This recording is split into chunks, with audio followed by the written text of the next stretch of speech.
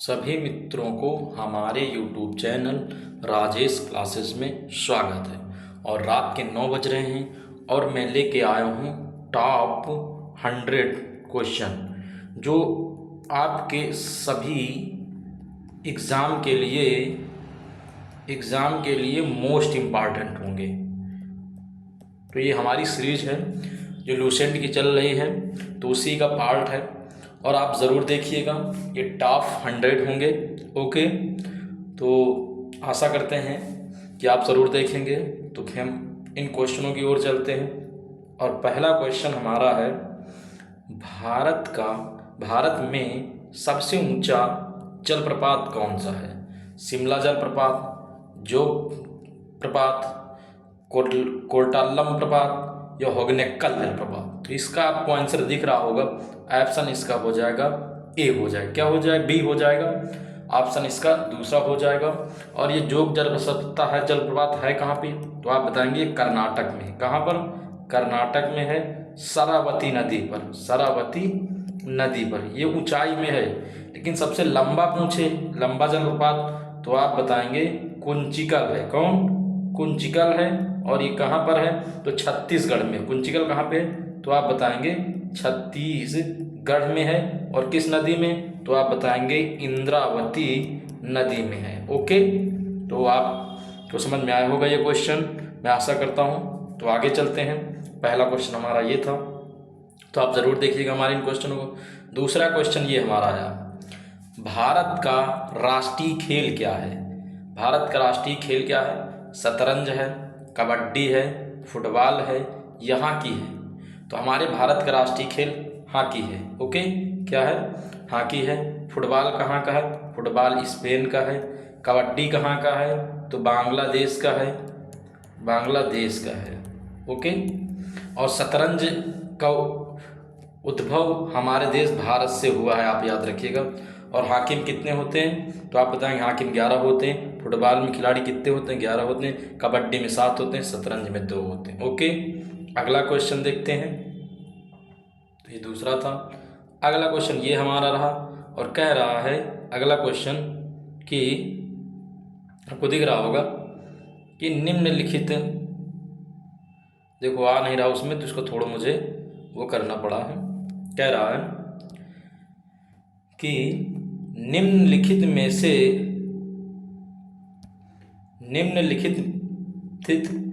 प्रमुख भारतीय नगरों में से कौन सा एक सबसे अधिक पूर्व और उत्तर में स्थित राजधानी है? पूर्व और उत्तर में स्थित है। तो आप बताएंगे सबसे अधिक इन जिलों की बात हो रही, इन नगरों में सबसे पूर्व में कौन स्थित है और सबसे पूर्वी उत्तर में? तो आपका option A Lucknow, option B Bengaluru, option C Bhopal, option C Hyderabad. तो यहाँ पर ऑप्शन हो जाएगा लखनऊ। क्या हो जाएगा आपका आंसर? लखनऊ हो जाएगा। अगर आप भारत का मैप देखेंगे तो कुछ ऐसा है भारत का मैप, और यहाँ पर अगर आप देखेंगे तो आपको दिख जाएगा, मैं अगर बताऊं तो यहाँ पर हैदराबाद और यहाँ पर है बेंगलुरु कर्नाटक का, और भोपाल यहाँ पर पड़ जाता है। तो हमारा लखनऊ कहाँ पड़ता है? इस जगह पड़ता है, इसलिए सबसे उत्तरी पूर्वी क्या हो जाएगा? लखनऊ हो जाएगा। ओके, हैदराबाद आप जानते हैं, लखनऊ उत्तर प्रदेश की राजधानी है, कर्नाटक की राजधानी बेंगलुरु है, मध्य प्रदेश की राजधानी भोपाल है, और तेलंगाना की राजधानी क्या है? तो आप बताएंगे हैदराबाद है। ओके, आगे देखते हैं अगला क्वेश्चन। तो अगला क्वेश्चन हमारा ये रहा। कौन? ये रहा। और कह रहा है, अगला क्वेश्चन कह रहा है कि बताइए, दिखा होगा आपको, दिख रहा है ना आपको? भारतीय बगानी, यहाँ पर बरानी नहीं बेटा, बगानी है, बगानी कर लीजिएगा। बगानी कृषि अनुसंधान केंद्र किस स्थान पर स्थित है? भारतीय बगानी कृषि अनुसंधान किस स्थान पर स्थित है? बेंगलुरु में, ऑप्शन बी चेन्नई में, ऑप्शन सी अमरावती में, ऑप्शन डी हैदराबाद में। तो भारतीय बगानी कृषि अनुसंधान कहाँ पर है? हैदराबाद में स्थित है। ओके, और हैदरा में डीएनए प्रिंटिंग प्रेस भी हैदराबाद में है। ओके, तो आप याद रखिएगा। आगे देखते हैं। अगला क्वेश्चन ये हमारा रहा और कह रहा है कि चौसा का युद्ध किसके और किसके बीच हुआ था? चौसा का युद्ध 1540 में हुआ था और किसके बीच हुआ था? तो औरंगजेब शेरशाह सूरी के बीच, या अकबर और शेरशाह के बीच, या बाबर या शेरशाह के बीच, या हुमायूं और शेरशाह के बीच। तो इसका ऑप्शन आपका डी हो जाएगा, शेरशाह और हुमायूं और शेरशाह के बीच हुआ था 1540 में हुआ था। कब हुआ था? 1540 में हुआ था। ओके, यह युद्ध हुमायूं और शेरशाह सूरी के बीच में हुआ था और इसके बाद हुमायूं यहाँ से छोड़ा जाता है, कहाँ पर? बाहर, और ये 15 वर्ष बाद वापस आता है। ओके, अगला क्वेश्चन हमारा ये रहा, कह रहा है भारत में मुगल वंश का संस्थापक कौन था? अर्थात भारत में मुगल वंश की स्थापना किसने की थी? Option A Babur, option B Aurangzeb, option C Akbar, option D Humayun. तो इसका आंसर हो जाएगा बाबर। और बाबर ने 1526 में इब्राहिम लोधी को हराया था, इब्राहिम लोधी को। इसके बाद इसने 1527 में युद्ध लड़ा। तो ये जो इसने 1526 में लड़ा था, ये पानीपत का युद्ध हुआ था, पानीपत का। तो बाबर मुगल वंश का संस्थापक माना जाता है भारत में। ओके, आगे क्वेश्चन देखते हैं। ये रहा अगला क्वेश्चन, और कह रहा है, अगला क्वेश्चन कह रहा है कि इतिहासकारों ने राष्ट्रीय सम्राट की संज्ञा किसे दी है? तो इतिहासकारों ने राष्ट्रीय सम्राट, नेशनल किंग्स किसे कहा है? ओके, तो बाबर को, अकबर को, शाहजहां को और हुमायूं को। तो इसको अकबर को भारत का वो राष्ट्रीय सम्राट की संज्ञागार इतिहासकारों ने दिया था, तो आप याद रखिएगा। और हुमायूं एक ऐसा व्यक्ति था जो 7 दिनों में 7 कलर के कपड़े पहनता था, 7 कलर के कपड़े पहनता था। ओके, शाहजहां ने तख्ते ताउस सिंहासन का निर्माण करवाया था। ओके, आगे और देखेंगे जैसे जैसे क्वेश्चन आएंगे।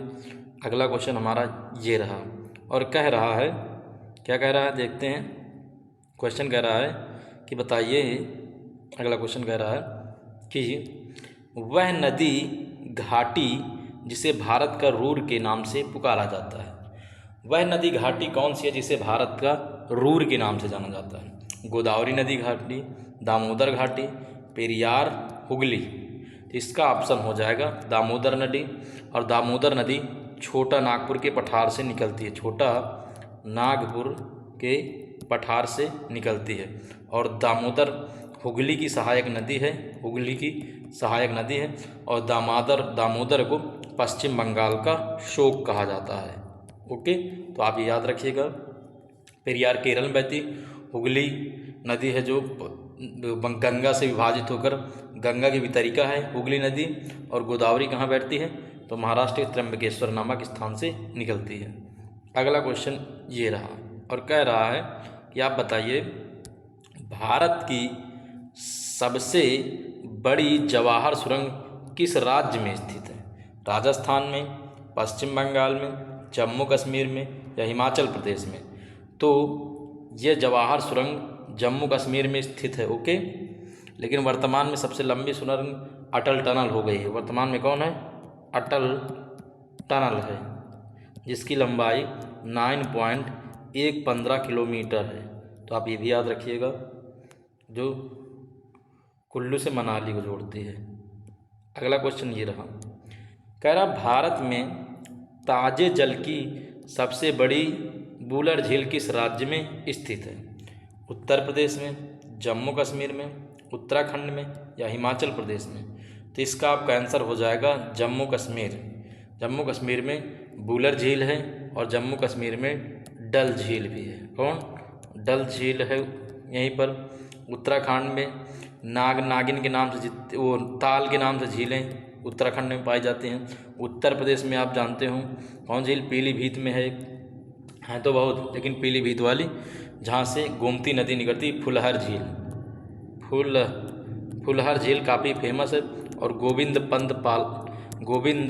बल्लभ पंत सागर फेमस, जो सोनभद्र में है। ओके, अगला क्वेश्चन देखते हैं। ये रहा, और कह रहा है बताइए, क्या कह रहा है? कह रहा है भारत में रेशम का सबसे अधिक उत्पादन करने वाला राज्य कौन है? रेशम, सिक्किम, जम्मू कश्मीर, कर्नाटक, हिमाचल प्रदेश। तो इसका आंसर हो जाएगा कर्नाटक सर्वाधिक रेशे का उत्पादन करता है। इसके अलावा कॉफ़ी का कर्नाटक उत्पादन करता है सर्वाधिक, सूरजमुखी का उत्पादन करता है सर्वाधिक, सूरजमुखी का। ओके, जम्मू कश्मीर की अगर बात करें, जम्मू कश्मीर किसका उत्पादन करता है? तो आप बताएंगे केसर का सर्वाधिक उत्पादन करता है, केसर का, सेब का, अखरोट का, अखरोट का उत्पादन करता है। सिक्किम बड़ी इलायची जो मसाला में पड़ती है उसका उत्पादन करता है। ओके, अगला क्वेश्चन देखते हैं। ये रहा, कह रहा है कि बताइए, दिख रहा हो क्वेश्चन आपको, कि डलहौजी नामक पर्वतीय पर्यटन लॉर्ड जो भारत में गवर्नर जनरल रहता था, जिसका नाम लॉर्ड डलहौजी था, जिसने हड़प नीति अपनाई थी। तो डलहौजी नामक पर्वतीय पर्यटन केंद्र निम्नलिखित में से किस राज्य में स्थित है? जम्मू कश्मीर में, गोवा में, केरल में या हिमाचल प्रदेश में? तो हिमाचल प्रदेश में स्थित है डलहौजी। ओके, तो आप याद रखिएगा क्योंकि ऐसे क्वेश्चन पूछे जाते हैं। अगला क्वेश्चन ये रहा और कह रहा है नवरोज त्यौहार किससे संबंधित है? आप बताएंगे नवरोज़ त्यौहार किससे संबंधित? सिख समुदाय से, मुस्लिम समुदाय से, पारसी समुदाय से या हिंदू समुदाय? तो इसका ऑप्शन हो जाएगा नवरोज पारसी समुदाय से संबंधित एक त्यौहार है। ये पूछा गया क्वेश्चन है। अगला देखते हैं और कह रहा है कि 2019 गणतंत्र दिवस समारोह में मुख्य अतिथि कौन था? कौन था मुख्य अतिथि? फ्रांस अलवाद, सिरिल रामाफोसा, प्राचुन चान ओशा, हालिमा याकूब? तो इसका आंसर हो जाएगा सिरिल रामाफोसा थे। ओके, अगला क्वेश्चन ये रहा, कह रहा है कि भारत में भारतीय नेपोलियन की उपाधि किसे दी जाती है? तो आप बताइए, चंद्रगुप्त मौर्य को, समुद्रगुप्त को, चंद्रगुप्त प्रथम को या हर्षवर्धन को? तो यहाँ आंसर हो जाएगा आपका समुद्रगुप्त को भारत का नेपोलियन कहा जाता है, जबकि हर्षवर्धन को शिलादित्य कहा जाता है। क्या कहा जाता है? तो इसे शिलादित्य कहा जाता है।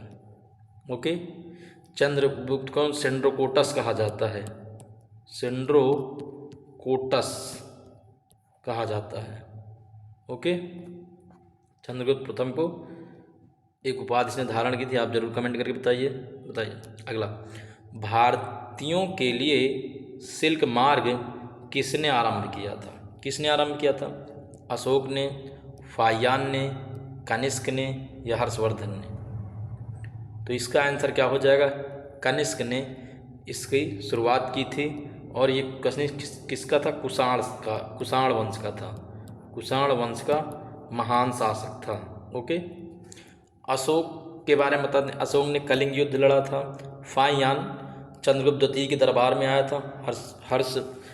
हर्षवर्धन प्रयाग में जो कुंभ मेले लगते हैं, कुंभ मेला इसी की देन है। कुंभ मेला किसकी देन है? हर्ष की। ओके, अगला क्वेश्चन ये रहा हमारा और कह रहा है, ये रिपीटेड क्वेश्चन है, भारतीयों के लिए सिल्क मार्ग किसने आरंभ किया था? तो आप बता देना, कनिष्क ने किया था। ओके, अगला ये रहा, कह रहा है भारत में दुग्ध उत्पादन में अग्रणी राज्य कौन सा है? Option A Madhya Pradesh, option B Uttar Pradesh, option C Punjab, option D Haryana. तो इसका आंसर हो जाएगा उत्तर प्रदेश।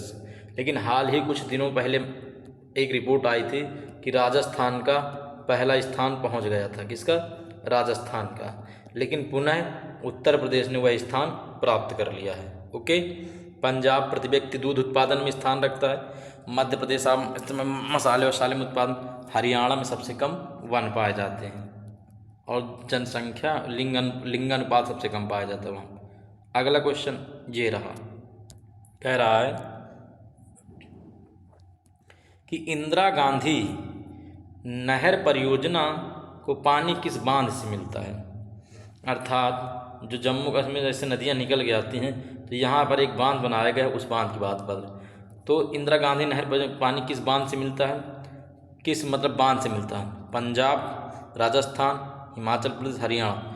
तो ये राज्य की बात करें तो पंजाब में, और पंजाब में एक बांध बना है सतलज और ब्यास नदी में। किस नदी पर? सतलुज और ब्यास नदी पर एक बांध बना है और उसी बांध से आता है। तो आप मुझे कमेंट करके बताइए वो कौन सा बांध है। ओके, पंजाब राज्य में है वो। अगला क्वेश्चन,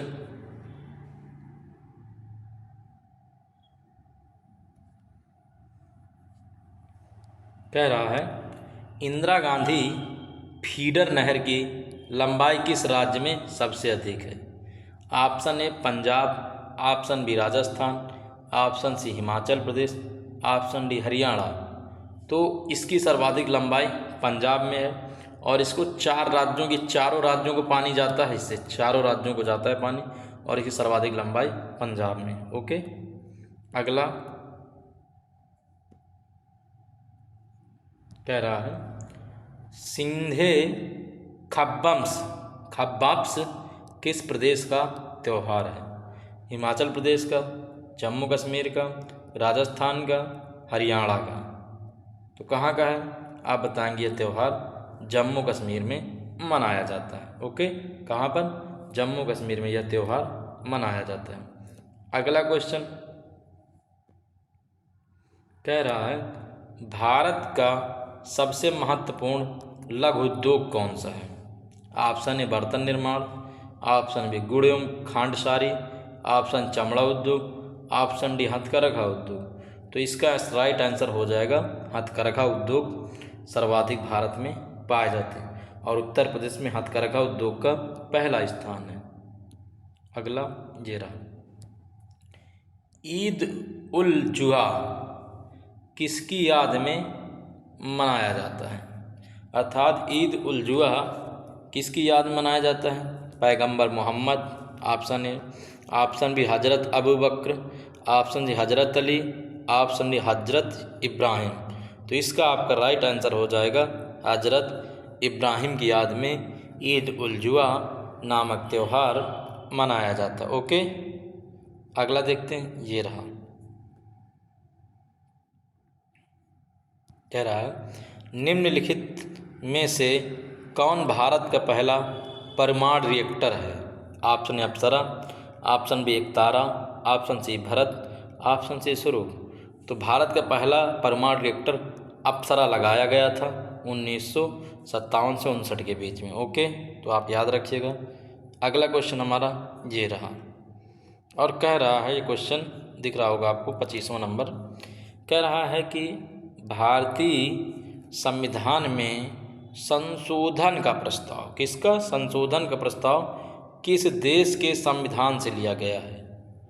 अब दक्षिण अफ्रीका से, जर्मनी से, इटली से या स्पेन से?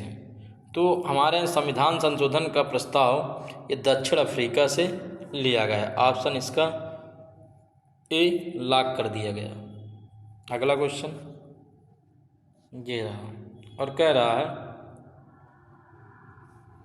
कि भारत में ऊर्जा उत्पादन में सबसे अधिक हिस्सा किस प्रकार की ऊर्जा के उत्पादन का है? अर्थात हमारे यहाँ जो बिजली उत्पादन होता है वो सर्वाधिक किससे होता है?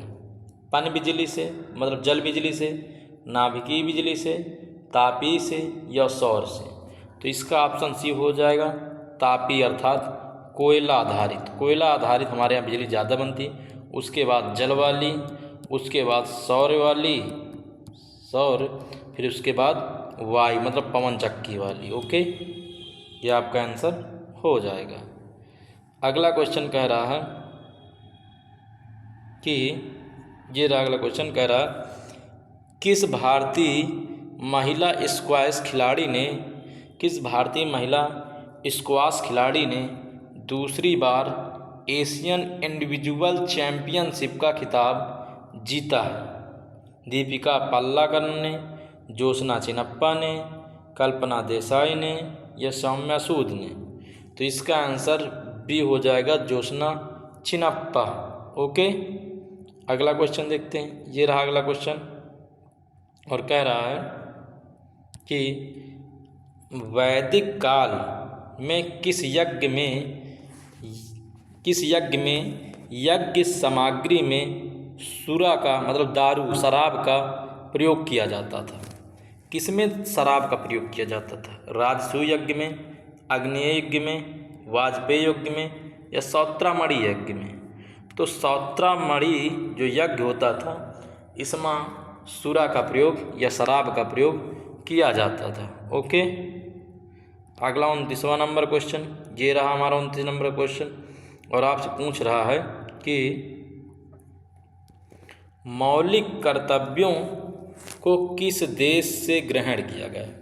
अर्थात हमारे संविधान में जो मौलिक कर्तव्य शामिल किए गए हैं आर्टिकल 51A में और कौन संविधान के भाग 4A में 4A में 4 का मैं कहूँ तो शामिल किए गए हैं। अमेरिका से लिए गए हैं या फ्रांस से या जापान से या सोवियत संघ रूस से? तो सोवियत संघ रूस हो जाएगा जिसे हम USSR कहते हैं। ओके, और इसके वर्तमान में मूल कर्तव्यों की संख्या कितनी है? 11 है। और स्वर्ण सिंह की समिति से नहीं लिया गया, सॉरी, वो तो नीति निषेध तत्व लिए गए हैं। अगला क्वेश्चन, कौन सा वार्षिक मेला ऊँट के व्यापार के लिए प्रसिद्ध है? अर्थात ऊँट का मेला जो व्यापार, ऊँटों के व्यापार के लिए कौन सा प्रसिद्ध है? कुंभ का मेला। कुंभ मेला 4 जगह लगता है, सूरजकुंड मेला, पुष्कर मेला या सोनपुर मेला? तो इसका आंसर हो जाएगा पुष्कर मेला जो राजस्थान में लगता है। ये प्रसिद्ध है ऊँटों के लिए, राजस्थान का। और सोनपुर जो बिहार का मेला है, ये पशुओं का मेला है, विश्व का सबसे बड़ा मेला बिहार में पशुओं का मेला। ये कहेगा है तो आप बताएंगे पशुओं का मेला। ओके, कुंभ मेला 4 जगह लगता है, 12 वर्ष में लगता है। कहाँ पर? तो आप बताएंगे प्रयाग, हरिद्वार, नासिक और उन्नाव। उज्जैन, सॉरी उज्जैन, यहाँ हो जाएगा उज्जैन। उन्नाव का नाम आ रहा, उज्जैन क्या हो जाएगा? आपको हो जाएगा उज्जैन। तो इतने जगह 4 जगह कुंभ मेला लगता है। और ये लगवाने काम किसने किया है? तो आप बताएंगे हर्षवर्धन ने। ओके, देखो प्रतिवर्ष भारत का बृहत्तम पशु मेला कहाँ लगता है? अभी मैं बताया हूँ, सोलापुर में, सोनीपत में या सोनमार्ग में या सोनपुर में? तो आप बताएंगे पशुओं का मेला हर वर्ष सोनपुर बिहार में लगता है। ओके, कहाँ लगता है? सोनपुर बिहार में यह लगता है। अगला क्वेश्चन देखते हैं, ये रहा, कह रहा है निम्नलिखित में से अरब सागर की रानी किसे कहा जाता है? ऑप्शन ए लक्षद्वीप को, ऑप्शन ए वेनिस को, ऑप्शन सी कोचीन को, ऑप्शन सी सूरत को? तो इसका आंसर हो जाएगा कोचीन को। और ये कहाँ? केरल में पड़ती है, जिसे अरब सागर की रानी बोला जाता है। क्या बोला जाता है? रानी बोला जाता है। किसकी? तो आप बताएंगे अरब सागर। सूरत किसके लिए प्रसिद्ध है? डायमंड के लिए, डायमंड और साड़ी के लिए प्रसिद्ध। ओके, और लक्षद्वीप हमारा एक केंद्र शासित प्रदेश है जो भारत का सबसे छोटा केंद्र शासित प्रदेश है। वेनिस यहाँ नहीं पड़ता है, इटली में पड़ता है। अगला क्वेश्चन ये रहा, कह रहा है, क्या कह रहा है? भारत का बोस्टन किसे कहा जाता है? अहमदाबाद को, बड़ौदा को, मुंबई को या सूरत? तो भारत का बोस्टन अहमदाबाद को कहा जाता है। तो आपका आंसर ए हो जाएगा। मुंबई को सूती वस्त्रों की राजधानी कहा जाता है, सूती वस्त्रों की कैपिटल या राजधानी। और इसे सपनों का शहर भी कहा जाता है। अब क्या सपनों का शहर भी मुंबई को कहा जाता है?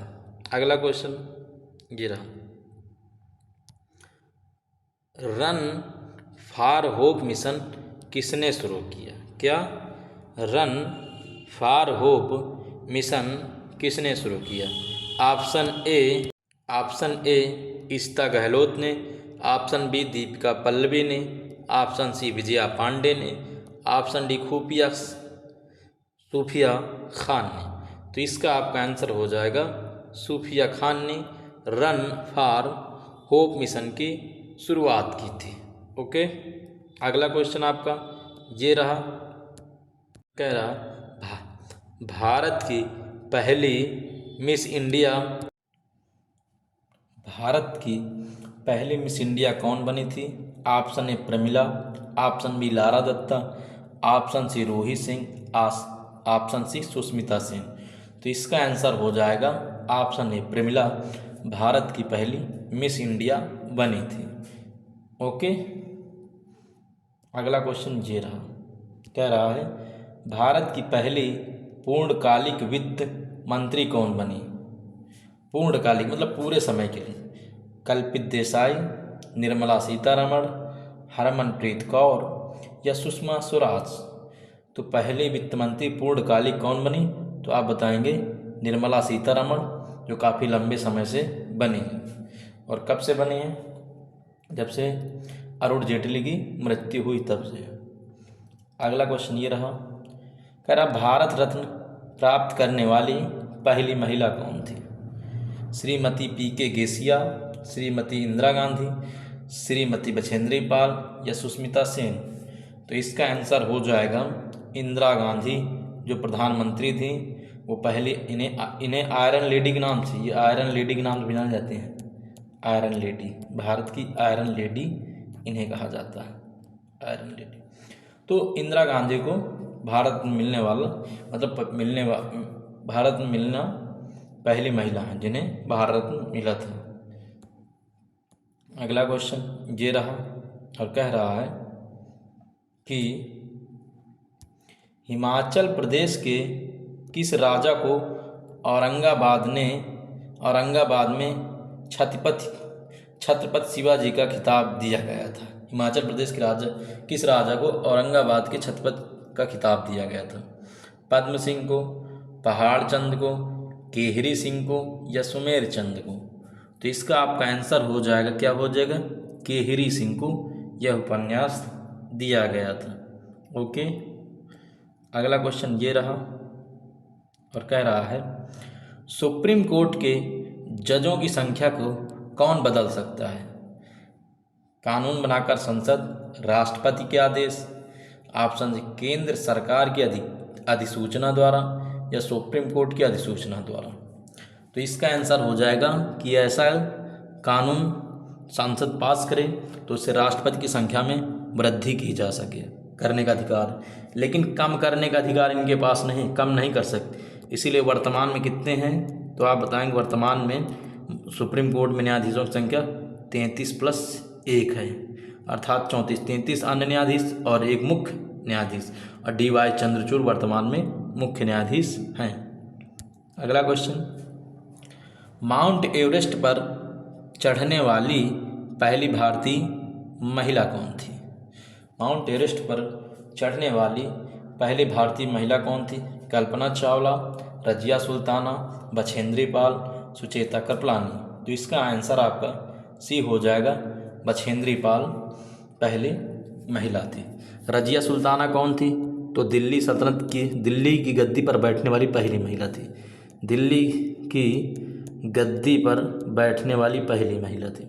सुचेता कृपलानी यूपी की मुख्यमंत्री पहली बनी थी, महिला मुख्यमंत्री, और ये भारत की भी पहली हैं। तो अब याद, कल्पना चावला भारतीय मूल की पहली महिला हैं जो अंतरिक्ष में गई थी, और कोलंबिया यान की दुर्घटना में इनकी मृत्यु हो गई थी। ओके, अगला क्वेश्चन, पूरे 50 क्वेश्चन पढ़ेंगे। सियाचिन ग्लेशियर भारत के किस राज्य में है? क्या पूछ रहा है कि सियाचिन ग्लेशियर भारत के किस राज्य में स्थित है? हिमाचल प्रदेश में, उत्तर प्रदेश में, जम्मू कश्मीर में या किस राज्य में? तो आप बताएंगे ये जम्मू कश्मीर में है। इसके अलावा यहाँ पर और ग्लेशियर कौन है? बतूरा है, इस्कमरी है, बालतोरा है, सियाचिन तो है ही है। सिक्किम में 2 हैं, जेमू ग्लेशियर सिक्किम में है। ओके, तो आप याद रखिएगा। अगला क्वेश्चन ये रहा और आपसे पूछ रहा है कि भारत के किस प्रदेश की सीमाएं 3 देशों को क्रमशः नेपाल, भूटान और चीन से मिलती है। मतलब भारत का ऐसा कौन सा राज्य है जिसकी सीमाएं 3 राज्यों से मिलती हैं, नेपाल, भूटान और चीन से। ऑप्शन ए मेघालय, नहीं, मेघालय से बांग्लादेश से मिलता है। अरुणाचल प्रदेश की सीमा सिर्फ किससे मिलती है, तो आप बताएंगे सिर्फ 2 से। पश्चिम बंगाल की 4 से मिलती हैं, तो ऑप्शन सिक्किम एक ऐसा है जो नेपाल, भूटान और चीन से मिलती हैं। इसकी तो सिर्फ बांग्लादेश से मिलती है, बांग्लादेश से मेघालय की, तो ऑप्शन तो इसका डी होगा। अरुणाचल प्रदेश की म्यांमार और चीन से मिलती है। और पश्चिम बंगाल की आप जानते होंगे, पश्चिम बंगाल की किससे मिलती हैं, तो आप बताएंगे बांग्लादेश से। ओके, अगला क्वेश्चन ये रहा हमारा। अगला क्वेश्चन हमारा कह रहा है भारत के निम्नलिखित राज्यों में से किस एक पर जनसंख्या घनत्व सबसे कम है, अर्थात जनसंख्या का घना कम है। हिमाचल प्रदेश में, अरुणाचल प्रदेश में, ऑप्शन सी मेघालय में, ऑप्शन डी सिक्किम। तो इसका ऑप्शन हो जाएगा आपका बी, अरुणाचल प्रदेश में। वहाँ का जन घनत्व कितना है, तो आप बताएंगे वहाँ का जन घनत्व 17 है, 17 वर्ग किलोमीटर, अर्थात 1 किलोमीटर में सिर्फ 17 लोग निवास करते हैं। अगला क्वेश्चन, और कमेंट करके आप ज़रूर बताइए क्वेश्चन किस तरह थे, आपको किस और कैसे आपको लगे, ज़रूर बताइएगा मुझे। कह रहा है निम्नलिखित में से भारत कौन सा स्थान केसर उत्पादन के लिए प्रसिद्ध है। ऑप्शन ए असम,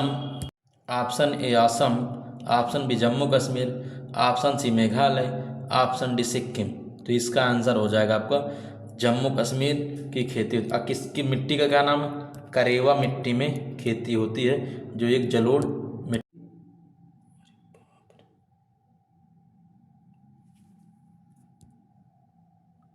अगला क्वेश्चन हमारा ये रहा, कह रहा है विश्व में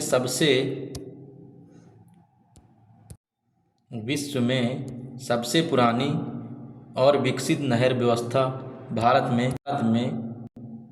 में कौन सी थी। गंग नहर, कृष्णा गोदावरी नहर व्यवस्था, इंदिरा गांधी नहर परियोजना या सिकरी नहर परियोजना। तो इसका आंसर हो जाएगा गंग नहर हो जाएगा। ये कहाँ थी, राजस्थान में है, और इसको राजा गंग ने निर्माण करवाया था। ओके, अगला क्वेश्चन देखते हैं, ये रहा और कह रहा है भारत में पहला पार्थियन शासक कौन था। माउस था, सेल्यूकस था, सूरेन था या सिकंदर। तो इसका आंसर हो जाएगा माउस था। सेल्यूकस कौन था, सिकंदर जो था, सिकंदर का सेनापति था, और इसने चंद्रगुप्त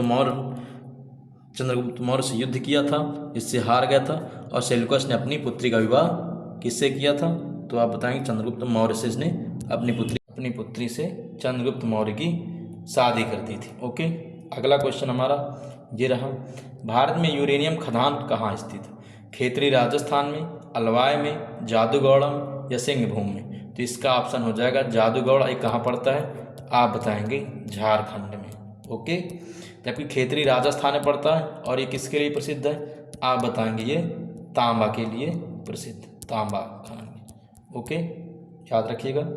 अगला क्वेश्चन ये रहा, मोस्ट इम्पॉर्टेंट क्वेश्चन, कई बार पूछा गया है। निम्नलिखित में से किसकी स्थापना आज़ाद भारत के पहले शिक्षा मंत्री मौलाना अबुल कलाम आज़ाद ने की थी। आपने संस्कृत संसाधन प्रशिक्षण केंद्र की, भारतीय संस्कृत संबंध परिषद की, ललित कला अकादमी की या साहित्य अकादमी। तो इसका ऑप्शन हो जाएगा बी, याद रखिएगा। अगला क्वेश्चन ये रहा और कह रहा है अंडों के उत्पादन में भारत का विश्व में कौन सा स्थान था। तृतीय, चतुर्थ, पाँचवा, सातवां। तो इसका आंसर हो जाएगा आपका क्या हो जाएगा, पाँचवा। और भारत में कहाँ पर सबसे ज़्यादा, तो भारत में सर्वाधिक अंडा आंध्र प्रदेश में उत्पादन होते हैं, इसीलिए आंध्र प्रदेश को अंडों की टोकरी कहा जाता है। अगला क्वेश्चन ये 50वां हमारा रहा और कह रहा है कि कह रहा है मेगास्थनीज के अनुसार भारतीय समाज कितने भागों में विभक्त था?